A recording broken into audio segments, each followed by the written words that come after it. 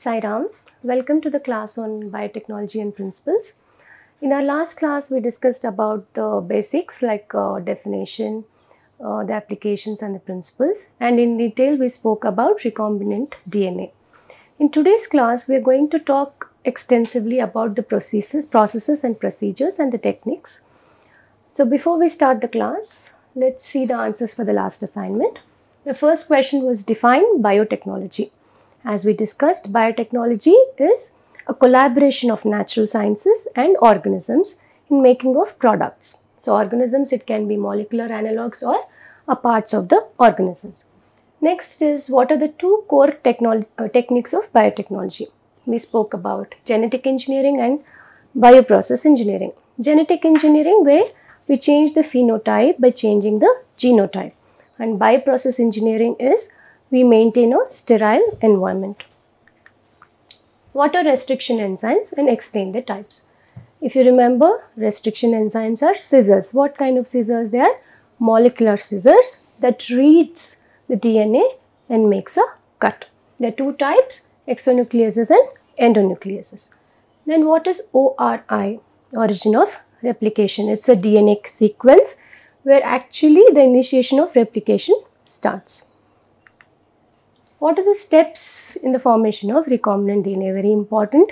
As we discussed, first we'll check the gene of interest. We identify it. Then we identify a vector like a plasmid. We make a cut using restriction enzymes both in the gene as well as in the plasmid.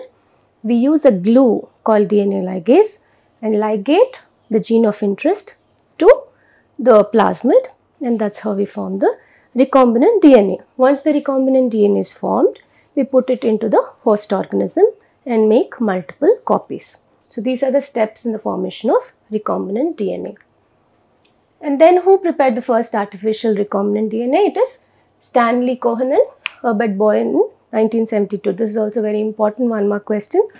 So that's about the assignment. So this is basically our session outline for today. We are going to talk about a lot of procedures here, but they're all very easy to understand, simple procedures, and most of your 2-mark questions and short notes are from this techniques. So please pay attention. The first technique is gel electrophoresis. So what does this mean? As it states, gel, we are using a gel, and electrophoresis, we are using electricity, electric field. So first let's talk about the gel. So where are we using this? We are using it in separation of DNA fragments. This is very important. Where is gel electrophoresis used? It's used in the separation of DNA fragments. For example, we have to work on the gene of interest. We can't work on the whole DNA. The whole DNA is quite long. So we take smaller fragments. So how do we separate these fragments? We use gel electrophoresis. So first let's talk about gel. What kind of gel we are using? We are using agarose gel. We all know agarose gel is obtained from seaweeds, and the algae that are involved are Gelidium and Gracilaria. Very important point. It can be your 1-mark question even in NEET. What are the algae from which gel agarose is obtained? It is obtained from Gelidium and Gracilaria. So how does this gel work? It works as a sieve. It works as a filter. It filters the fragments of DNA. On what basis that is filter? It filters on the basis of the size. The smaller the size, the easy of it to come out through the filter. Then how do we see it? DNA fragments are quite minute. How do we view them? We first stain the DNA fragments using ethidium bromide. First we stain the DNA fragments using ethidium bromide, and once we pass UV radiation, these DNA fragments are visible as bright orange colored bands. Alright. So what did we understand here? Gel electrophoresis is mainly used to separate DNA fragments. The gel used is agarose gel. The algae that are involved are Gelidium and Gracilaria.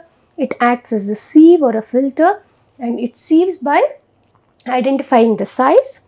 And how do we see the DNA fragments? We see them by staining them with ethidium bromide. Under UV radiation, they they are visible as bright orange color bands. So let's see the procedure now. So this is how gel electrophoresis is done. We take a tray with buffering solution, and this is the gel, and we make some slots in it and connect it to an electrode.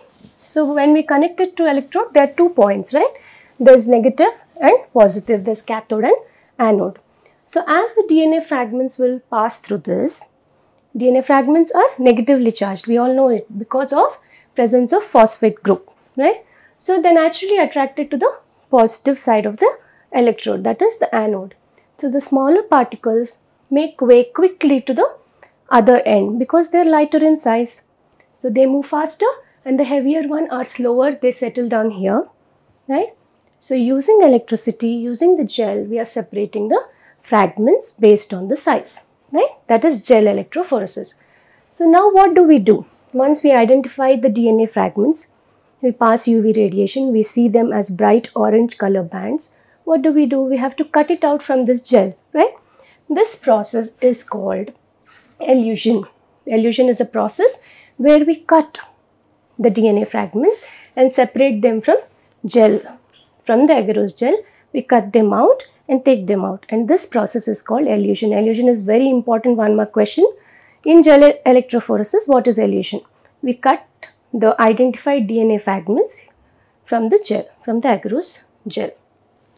So this is elution. Elution is the process of cutting out separated bands of DNA which are identified as bright orange color bands. So keep this in mind. So that's with gel electrophoresis. Next we are going to talk about vector selection. If you remember from our last class, what are vectors? Vectors are carriers of gene of interest, right?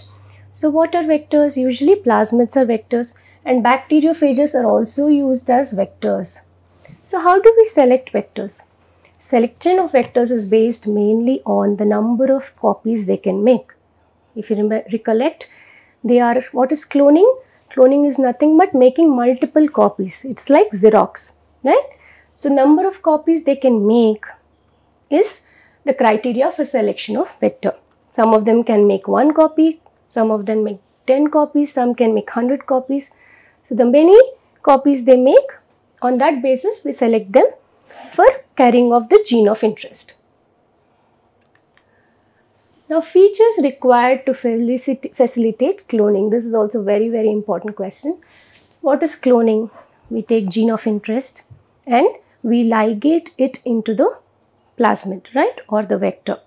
So this recombinant DNA that is formed, this process is called cloning.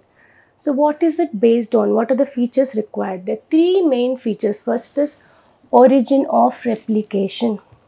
We read about this in our last class. What is origin of replication? It is that DNA sequence from where the initial replication begins. So it is very important to identify the source of replication, right? And that's when we take the gene of interest and clone it. So to identify the origin of replication is the first feature, right? And the next feature is selectable markers. Selectable markers, this is something which is new. We haven't spoken about this in our last class. So what are selectable markers? Selectable markers are nothing but chemicals or antibiotics that are used to differentiate between transformant and non-transformant DNA. These are also new terms. What are transformant DNA and non-transformant DNA? So what is transformant DNA? When we do the cloning procedure, when we form the recombinant DNA successfully, where our experiment is successful, where our gene of interest is cloned perfectly, those are transformant DNA. And non-transformant DNA, where it is not successful, we couldn't clone it properly at a proper site, where the gene of interest has not been replicated, that is non-transformant. So differentiate between transformant and non-transformant DNA, we use the chemicals called selectable markers. Selectable markers, very important short note question. What you can write is these are chemicals or antibiotics. They help in transformant and non-transformant differentiation. And then we can write about what is transformant and what is non-transformant. Usually selectable markers are antibiotics. So we can give examples like ampicillin, chloramphenicol, tetracycline, kanamycin. All these are antibiotics. So what are selectable markers? They are chemicals or antibiotics that differentiate between transformant and non-transformant. Then we write about the both of them, and then we give examples of selectable markers, right? So under features of cloning, we spoke about origin of replication, we spoke about selectable markers. Next important point is cloning site. What is cloning site? The site where we clone, right? So it is the site in the vector or in the plasmid where we make a cut using restriction enzyme and where we ligate the gene of interest. That site is called cloning site, right? I hope you understood. There are three features: origin of replication, selectable markers, and cloning site. Now let's see how cloning is done. This is very important. It could be your main question in the examination. They usually ask you to draw the diagram and describe cloning of vectors. This is very easy to understand. Please pay attention. Here we are talking about PBr322. So what is PBr322? PBr322 is a plasmid. The name of the plasmid is Br322. This is how it looks like. You have to make a circle, right? In this PBr322, we have two important locations. They are resistance to ampicillin and resistance to tetracycline. Okay, so what basically is resistance? That means if you put this plasmid in a solution of ampicillin or tetracycline, it does not affect the plasmid because it has resistance to those chemicals. It's like carrying an umbrella in the rain. The rain doesn't affect us, right? In the same way, this plasmid is protected from ampicillin and tetracycline because it has a gene that gives its resistance. Okay. Now what do? We take a DNA strand, okay, and then we found a gene of interest. This is our gene of interest. Okay. Now we want to clone this gene of interest with this plasmid. So what is the procedure? What do? We identify a site, like cloning site. So our cloning site is only on the tetracycline resistance site. This is an example, so keep this in mind. We chose the tetracycline resistance site. We chose the gene of interest. Now what do? We use our scissors. What is the scissors? Restriction enzyme. We make a cut here, right? And cut this out, cut this gene out, and we make a cut on the tetracycline side. So these two, BAM-H1 and SAL1, these two are the restriction enzymes. So when you make a diagram, you just draw a circle and you name it as PBr322. Then you put ampicillin resistance and tetracycline resistance, and then you mark this area of tetracycline and ampicillin resistance, and then you write BAM-H1 and SAL1. These two are the restriction enzymes. So once we make a cut, what do? We take this gene of interest and clone it here, right? So does it look the same after the cloning? No. It becomes something like this, right? So there's a change in the tetracycline resistance, right? It has become a recombinant DNA. So the resistance to tetracycline is lost. The resistance to ampicillin is the same because we didn't touch this part at all. But the resistance to tetracycline is lost. Now in this experiment, let's imagine that we have taken PBr322 around 15 or 20 of these plasmids, and we conducted this cloning experiment in all the 15 of them. Now we want to know if our experiment is successful. Did all of them get cloned successfully? So how do we check? We check by using selectable markers. That helps us in differentiating between transformant and non-transformant. So what we do is we take ampicillin in a tray and then we take tetracycline in a tray. We take all the 15 of these plasmids and put in a tray which is having ampicillin. Will there be any effect? No, because they're already resistant to ampicillin. Nothing happens. Then again we take these 15 of them and put them in a tray that contains tetracycline, right? So all the recombinant DNA where it was successful, all of them have lost the resistance to tetracycline, right? So immediately there's effect on them, they get dissolved. So this is how selectable markers are used to differentiate between transformant and non-transformant DNAs. But then is this procedure easy? Not at all, because we have to use ampicillin and then tetracycline, and finally those are successful, they have been dissolved or there's a change in those recombinant DNA. So instead of such lengthy procedure, we use an alternative procedure which is called insertional inactivation. Insertional inactivation is also very important. It's a short note question. So let's see what is insertional inactivation. Insertional inactivation is done in place of using selectable markers. So what do? As the name suggests, insertional, we are going to insert something and we are going to inactivate something, right? So bacteria in general, they have a capacity of producing something called beta-galactidase. It's an enzyme, okay? So because of this enzyme, when the bacteria are put in a chromogenic substrate, when we put them in a chromogenic substrate, they appear as blue colonies. All the bacteria, because of the presence of beta-galactidase, they appear blue in color, right? Now what are we going to do? We are going to identify the gene that is responsible for beta-galactidase, okay? And then in that gene, in the sequence of that gene, we are going to put our gene of interest. So we are going to insert our gene of interest in the site of beta-galactidase sequence. So what happened?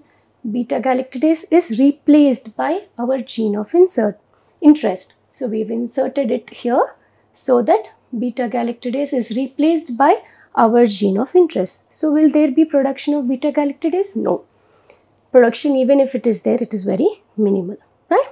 Now we have done this experiment the same way, 10 or 15 plasmids we take, and then we identify the gene of interest and then we put it in the place of beta-galactidase gene sequence. Now how do we identify if our experiment is successful or not? We are going to put all these plasmid bacteria with plasmids in chromogenic substrate, and all those which were transformant or all those which have successful recombinant DNA do not appear blue in color because beta-galactidase production is stopped. And this is much simpler and easier procedure when compared to using the selectable markers. So insertional inactivation, we are going to insert the gene of interest in the sequence that produces beta-galactidase so that the production is stopped, and when these plasmids are put in a chromogenic substrate, they do not appear blue in color. So that's insertional inactivation. Next topic is natural genetic engineer. We are going to talk about many procedures, but these are all very small procedures. So please pay interest so that all of these, either they appear in short note or 1 mark questions mainly. So genetic engineer, natural genetic engineer is one such topic. We are going to talk about Agrobacterium tumefaciens. Agrobacterium tumefaciens is a bacteria which affects dicot plants. So dicot plants, what do they do? In the dicot plants, the Agrobacterium tumefaciens, it causes tumors, right? How does it cause a tumor? By introducing tumor-inducing plasmids, okay? The Agrobacterium tumefaciens bacteria, it contains a plasmid within the bacteria which has the capacity of inducing tumor, and they affect the dicot plants, alright? This is a very important 1 mark question. Which is the bacteria that affects the dicot plants or causes tumors in dicot plants? Or it could be the other way around. Agrobacterium affects which plants? It is dicot plants. So what we do, this plasmid is causing a tumor. What is tumor? Uncontrolled growth of a cell is a tumor, right?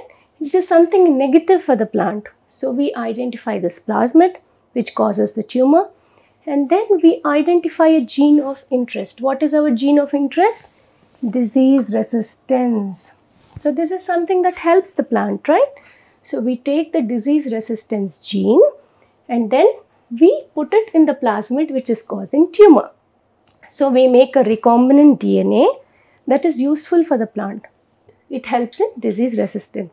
Now on purpose, what we do is we take agrobacterium that the DNA is recombined, and then we take it and we affect the plants. Then what happens? It does not cause tumor in the plants anymore. It gives the capability to the plants to give disease resistance, right? So what we are doing is we are disarming. Disarming is the negative property that is present in the bacteria has been replaced by a positive property or a positive gene that helps the plants. The same thing can be used in many ways. It can be used in retroviruses where they are disarmed, right? Disarming is removing the gene which is not required, which affects the plants negatively or the animals negatively, and we replace it with a gene that helps the plant or animal. This is called natural genetic engineer. Here the important point is agrobacterium and dicot and what is the gene of interest. That's about natural genetic engineer. And then we talk about bacterial competence. This is also very important. What is bacterial competence? Once our recombinant DNA is ready, does the bacteria easily accept the recombinant DNA? Not at all, because the recombinant DNA is hydrophilic, right? So it is very difficult for the DNA to pass through the bacterial cell wall. So we have to make the bacterial cell competent. So how do we do? These are the steps. Very important short note, please pay attention. So first what we do is we treat bacteria with divalent cation. Divalent with 2 valency. Valency is 2. Either it is calcium or magnesium. Usually we use calcium. We treat the bacteria. So once we treat the bacteria with calcium, what happens? There's opening up of the pores of the cell wall. The cell wall which is rigid and tight, the pores will open up. Then what do? We force the recombinant DNA into the cells of the bacteria by incubating first in the ice. Okay, first is incubation. First step is treating with calcium, then incubating both of them together in ice, and then giving a heat shock of 42 degrees, right? And then again placing them back in ice. So there are 4 steps. First is calcium treatment, incubation in ice and then giving heat shock at 42 degrees, again placing back them in ice. What happens then? The recombinant DNA is forced into the bacterial cell. Okay, this is also important steps, 4 steps, please keep in mind. Then there are other ways of introducing our DNA, recombinant DNA. In animal cells, what they usually do is they give micro injections. So they directly take this recombinant DNA and inject it into the cell nucleus. Okay? This is one procedure. In plant cells, what they do is they do something called as biolistic or gene gun. What they do? They either take gold or tungsten and they coat it with recombinant DNA. What are the metals? Gold or tungsten. They coat it with recombinant DNA and bombard the plant cell and this metal at a very high velocity so that the recombinant DNA is directly fused into the cell. Right? And other way, we just spoke about disarming the vector. We remove the negative gene and put a positive gene. So these are all ways of introducing recombinant DNA into the host organism. One is bacterial competence, the 4 steps. Other ways are in animal cells. What we do? We give microinjections. And in plant cells, what do? We use some metal like gold and tungsten and bombard it, coat it with recombinant DNA and bombard it. And then disarming of pathogen. Next, we have process of recombinant technology. So what are the various steps that we take in recombinant technology? So first, to work with DNA. How do we get DNA? The first step is isolation of DNA. How do we isolate DNA from a cell? Right? First, to work on something, we need only that particular thing, right? We need only particular DNA, and all the other parts of the cell should disappear. So how do we do this? First is isolation of DNA. So what do we do in isolation of DNA? First we have to dissolve the cell wall, right? In bacteria, we use lysozyme to dissolve the cell wall. In plant cells, we use cellulase. In fungus, we use chitinase. So it depends on DNA is taken from which organism. These are the enzymes that are used first to dissolve the cell wall.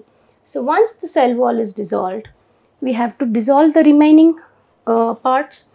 So to dissolve RNA, we use ribonuclease, right? So we dissolve the cell wall and then we dissolve the RNA. Then we dissolve proteins using protease, right? Now what is left? Cell wall is gone, RNA is gone, the protein or the cytoplasm is gone. What is left is DNA. So how do we particularly get DNA? Because DNA is also attached to this macronutrients and proteins. So we treat DNA with chilled ethanol.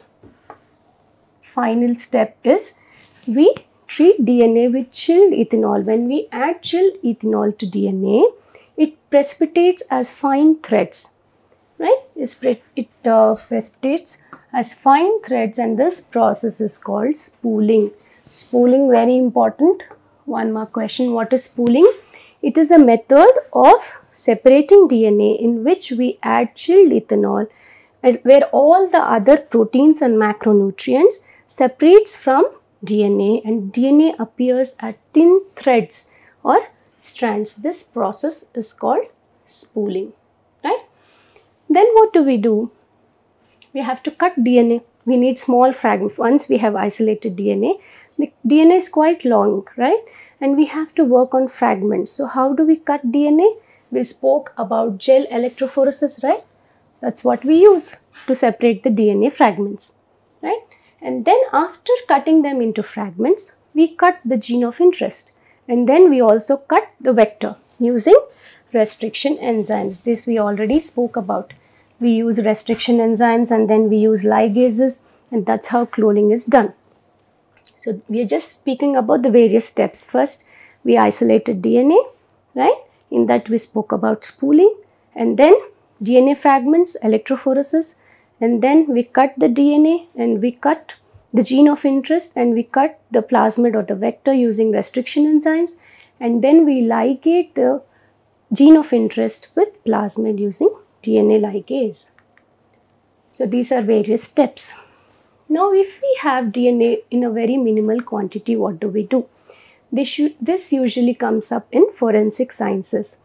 In case of crime scenes where they collect DNA, when the DNA samples are very little or minimal, so how do we amplify it? How do we increase the quantity of DNA? It is done by a process called polymerase chain reaction. Polymerase chain reaction, very important question. There are 3 steps in polymerase chain reaction.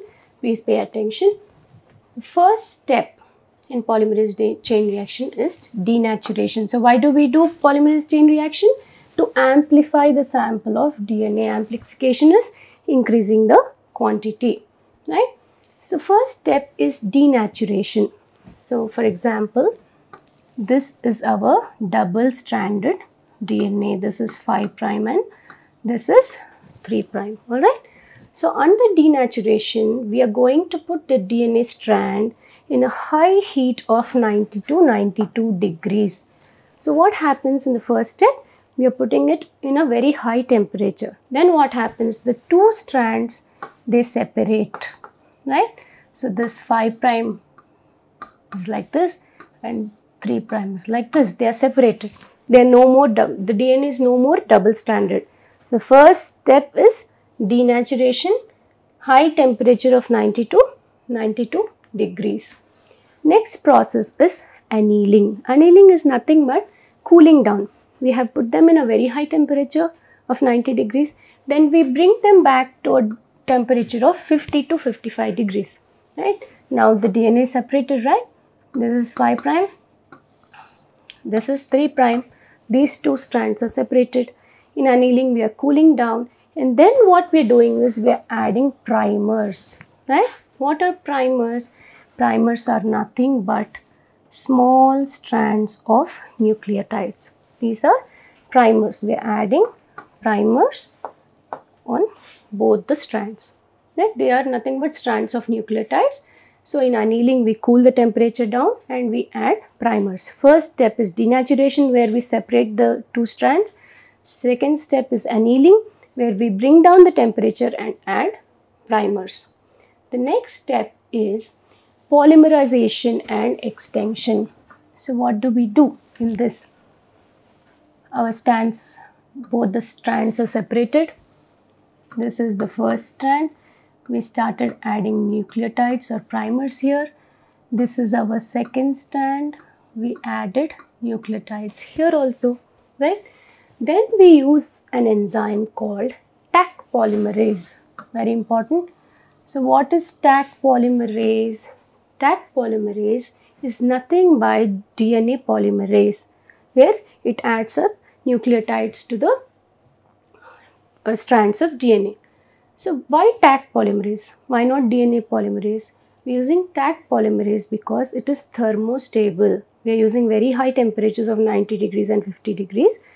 So Taq polymerase does not undergo any change even if it is used under high temperature. So Taq polymerase is isolated from which bacteria?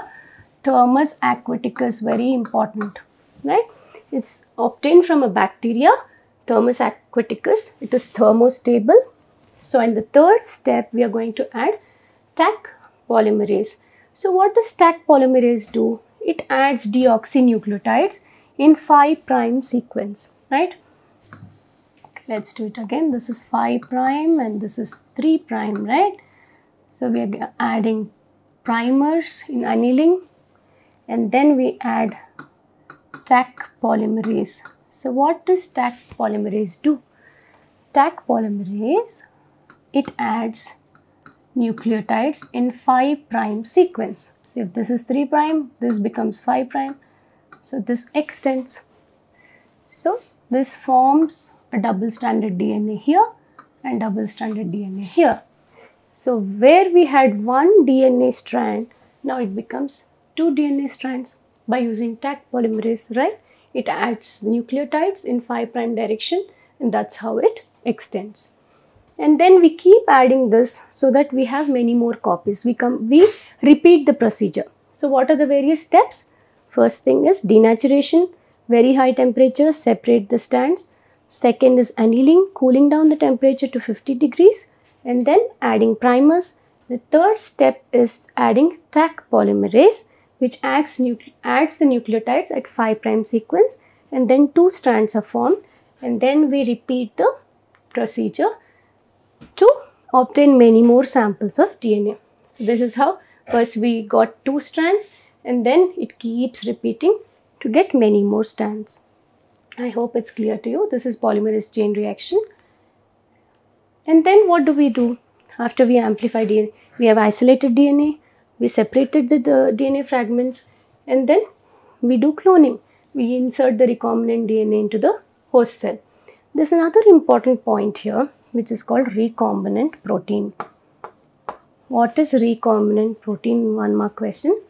So once our experiment is successful, where we form the recombinant DNA, what happens in the host cell?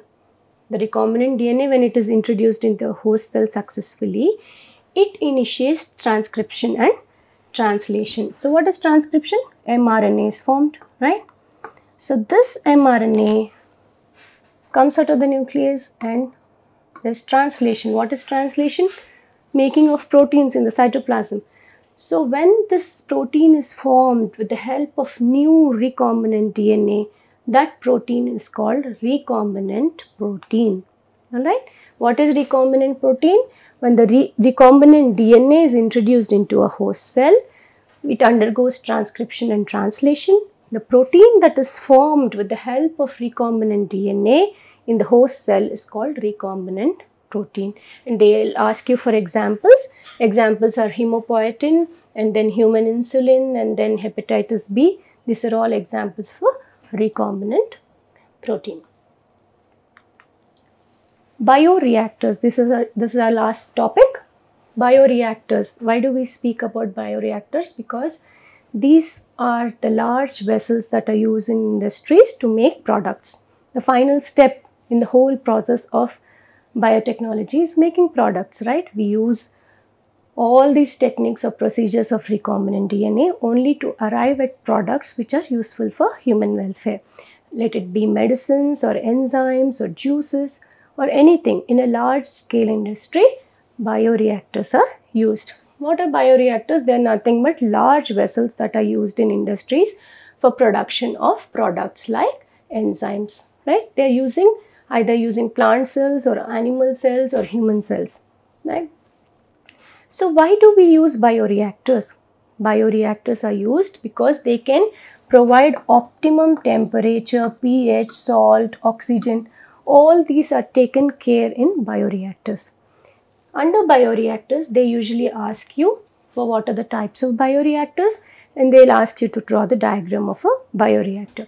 There are two types of bioreactors, simple stirred and sparged. So what is simple stirred? It's a normal vessel, straight vessel with a curved base. Curved base is seen in simple stirred bioreactors. Why? Because it's easy to agitate or mix the contents, right?